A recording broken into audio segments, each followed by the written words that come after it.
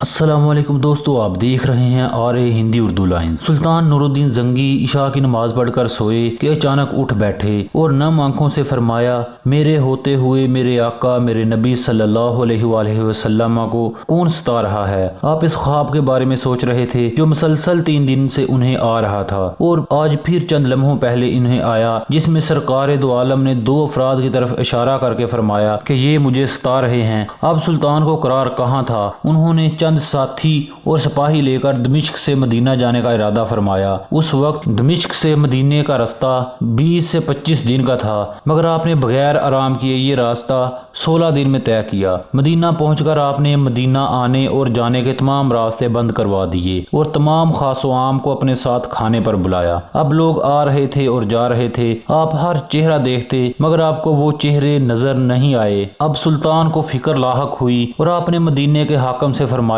کہ کیا کوئی ایسا ہے جو اس دعوت میں شریک نہیں ہوا؟ جواب ملا کہ مدینے میں رہنے والوں میں سے تو کوئی نہیں، مگر 2 مغربی زائر ہیں جو روضہ رسول کے قریب ایک مکان میں رہتے ہیں، تمام دن عبادت کرتے ہیں اور شام کو جنت البقیع میں لوگوں کو پانی پلاتے ہیں، جو عرصہ دراز سے مدینہ میں مقیم ہیں۔ سلطان نے ان سے ملنے کی خواہش ظاہر کی۔ دونوں زائروں پر نظر پڑتے ہی سلطان بری طرح چونک گئے، کیونکہ یہ وہی 2 چہرے تھے جو خواب میں سلطان کو دکھائے گئے تھے۔ سلطان نے ان کے گھر کی تلاشی لی۔ ان کے گھر میں تھا ہی کیا، ایک چٹائی اور 2-4 ضرورت کی اشیاء۔ یکدم سلطان کو چٹائی کے نیچے کا فرش لرزتا ہوا محسوس ہوا۔ آپ نے چٹائی ہٹا کر دیکھا تو وہاں ایک سرنگ تھی۔ آپ نے اپنے سپاہی کو سرنگ میں اترنے کا حکم دیا۔ وہ سرنگ میں داخل ہوا اور واپس آ کر بتایا کہ یہ سرنگ نبی پاک صلی اللہ علیہ وآلہ وسلم کی قبر مبارک کی طرف جاتی ہے۔ یہ سن کر سلطان کے چہرے پر غیظ و غضب کی کیفیت طاری ہو گئی۔ آپ نے دونوں زائرین سے پوچھا کہ سچ بتاؤ کہ تم کون ہو؟ حیل و حجت کے بعد انہوں نے بتایا کہ وہ نصرانی ہیں اور اپنی قوم کی طرف سے تمہارے پیغمبر کے جسم اقدس کو چوری کرنے پر مأمور کیے گئے ہیں۔ سلطان یہ سن کر رونے لگے۔ اسی وقت ان دونوں کی